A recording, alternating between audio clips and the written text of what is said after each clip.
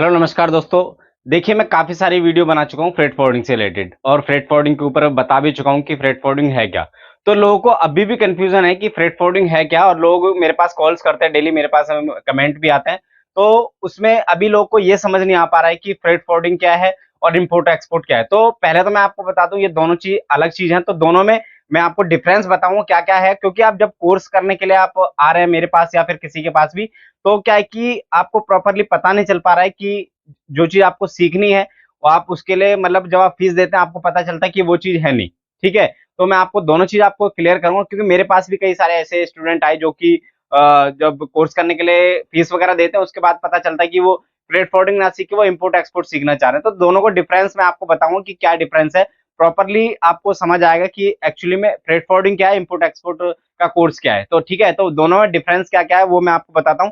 तो पहले तो आप देखिए यहाँ पे मैं इस तरफ मैं आपको फ्रेट फॉरवर्डिंग का आपको बताता हूँ। ठीक है, और ध्यान से समझना तब आपको समझ आ पाएगा कि क्या चीज है फ्रेट फॉरवर्डिंग और इम्पोर्ट एक्सपोर्ट कोर्स क्या है। ठीक है, ये फ्रेट फॉरवर्डिंग कोर्स हो गया और ये हो गया आपका इम्पोर्ट एक्सपोर्ट ट्रेनिंग, जो आप लोग जिसके लिए आप कंफ्यूज हैं इम्पोर्ट एक्सपोर्ट क्या है और ये क्या है। ठीक है, इम्पोर्ट एक्सपोर्ट कोर्स।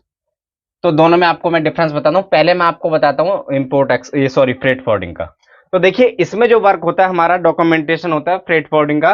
तो हम लोगों का जो वर्क होता है फ्रेट फॉरवर्डिंग में सबसे पहले हमारा क्या होता है, एज ए हम लोग एक इंटरनेशनल ट्रांसपोर्टर होते हैं। ठीक है, तो इंटरनेशनल ट्रांसपोर्टेशन में जैसे पहले तो मैं आपको एग्जाम्पल के लिए मैं आपको बता दूं, डोमेस्टिक ट्रांसपोर्टेशन आपने देखा होगा किस तरीके से होता है। एक जिसके पास गाड़ियां होती हैं वो एक ट्रांसपोर्टर हो गया, बीच में एक एजेंट होता है कई बार, या फिर डायरेक्ट भी जो कस्टमर डील करता है वो डायरेक्ट भी डील करता है, कई बार बीच में एजेंट होते हैं। ठीक है, तो क्या होता है उसमें वर्क किस तरीके से होता है, जिसको माल भेजना है वो जस्ट डायल पे या फिर गूगल पे कैसे भी सर्च करता है। ठीक है, उसके पास कई सारे एजेंट्स के नंबर मिलते हैं, वहां से वो कांटेक्ट करता है और फिर उसके बाद वो जब उसको गाड़ी मतलब जैसे जो बीच में एजेंट होता है जिसका नंबर मिलता है उसको वो क्या करता है, ट्रांसपोर्टर से कांटेक्ट करता है कि यहाँ से यहाँ गाड़ी चाहिए। उसके बाद वो अपना गाड़ी बुक करके मतलब जैसे जिसको माल भेजना है वो गाड़ी बुक करता है, और उसके बाद वो ट्रांसपोर्टर सर से सॉरी जो एक्चुअल ट्रांसपोर्टर होता है जिसके पास गाड़ियां होती हैं वो क्या करता है, गाड़ी उसकी बुक करता है, अपना कमीशन रखे उसको, जो एक्चुअल जो मतलब जो माल भेज रहा है वो उससे मतलब वो पैसे लेके अपना कमीशन लेके उसको गाड़ी प्रोवाइड कराता है। ठीक है, किससे लिया उसने, तीसरे बंदे से लिया। ये है ट्रांसपोर्टर जो एक्सपोर्टर जिसके पास व्हीकल है। ठीक है, एक्चुअल में व्हीकल है। ये क्या हो गया, एजेंट हो गया बीच में, जो कि आपको सॉरी जस्ट डायल से मिला या फिर गूगल से मिल गया। और ये हो गया कस्टमर। ठीक है, ये किस तरीके से वर्क करते हैं पहले मैं आपको एग्जांपल के लिए मैं आपको बता रहा हूँ डोमेस्टिक में। ठीक है, ये डोमेस्टिक वाला है, एग्जाम्पल के लिए आपको सिर्फ समझने के लिए मैं आपको बता रहा हूं। तो ये क्या करता है, जब गूगल सर्च करता है कई बार ट्रांसपोर्टर भी इसको मिल जाता है, और ज्यादातर क्या होता है एजेंट, जो कि जिनके पास गाड़ियां नहीं होती सिर्फ एज ए एजेंट ये लोग काम करते हैं। ठीक है, तो ये क्या है यहां से रेट लेता है, अपना कमीशन करके कस्टमर को देता है। ठीक है, तो ये क्या है कि बीच में एजेंट का काम कर रहा है। तो इसी तरीके से इंटरनेशनल ट्रांसपोर्टेशन में जो वर्क होता है बीच में होता है फॉरवर्डर। ठीक है, इधर होता है शिपिंग लाइन। शिपिंग लाइन क्या है, शिपिंग लाइन जिनके पास कंटेनर्स होते हैं। ठीक है, कंटेनर्स होते हैं जो शिप चलाते हैं, शिप ऑन करते हैं जो, और ये होता है कस्टमर। ठीक है, अब इसमें क्या है कि बीच में जो फॉरवर्डर का जो काम होता है, तो देखिए फॉरवर्डर की जो जरूरत होगी क्यों पड़ती है, कस्टमर डायरेक्ट शिपिंग लाइन से भी कर सकता है, लेकिन फॉरवर्डर की जरूरत क्या होती है कि जब कोई भी इन शिपिंग लाइन की क्या वेबसाइट्स होती हैं। ठीक है, वेबसाइट्स होती है, डॉक्यूमेंटेशन प्रोसेस होता है और उसकी टाइम लिमिटेशन भी होती है, जो कि फॉरवर्डर को पता होती है ना कि कस्टमर को।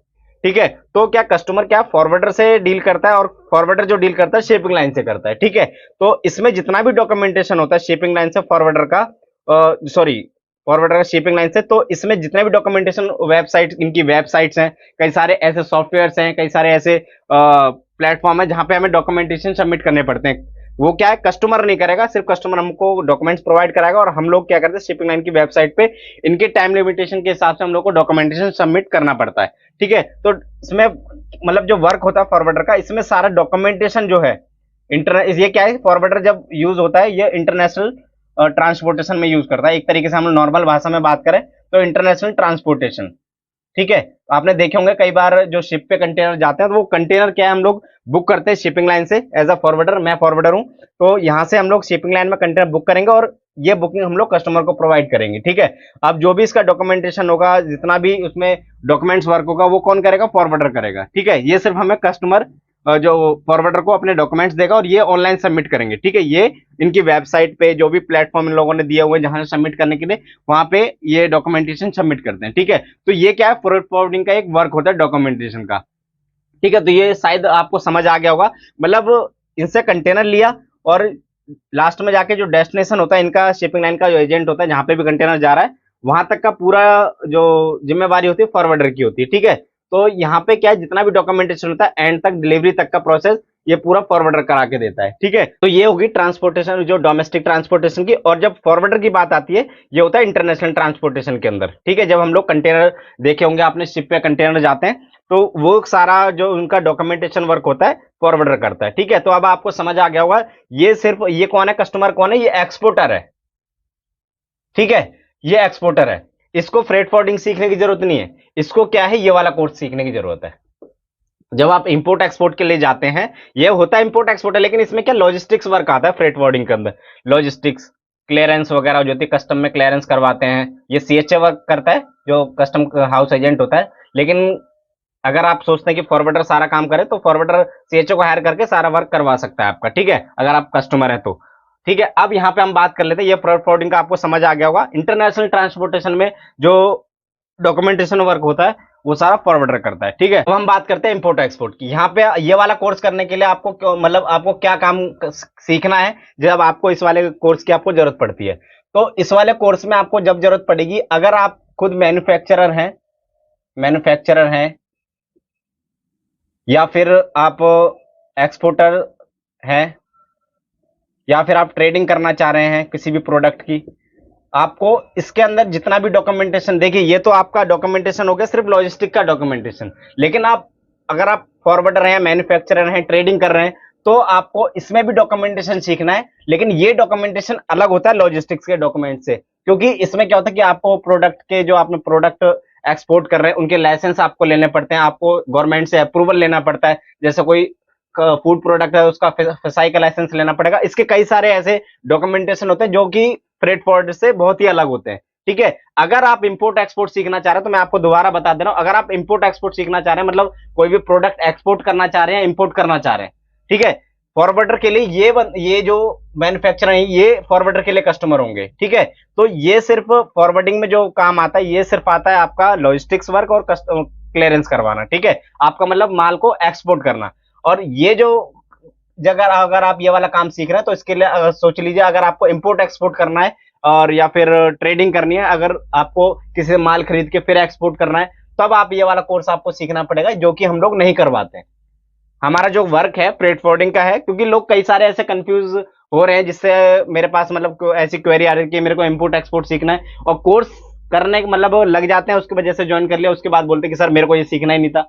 मेरे पास एक दो ऐसे आए हैं, लेकिन ज्यादा नहीं आए, लेकिन लोगों को कंफ्यूजन हो जाती है, ठीक है। तो ये चीज आपको समझ लेनी है। अगर आप ट्रेडिंग करना चाह रहे हैं, आप मैन्युफैक्चरर हैं, अगर आपको कोई माल इंपोर्ट करना है या फिर एक्सपोर्ट करना है कहीं किसी अदर कंट्री से, तो आप ये वाला कोर्स सीख सकते हैं, जो कि आपने यूट्यूब चैनल पे, कई सारे यूट्यूब पे आपने देखे होंगे जो कि ये वाला कोर्स करवाते हैं, ठीक है।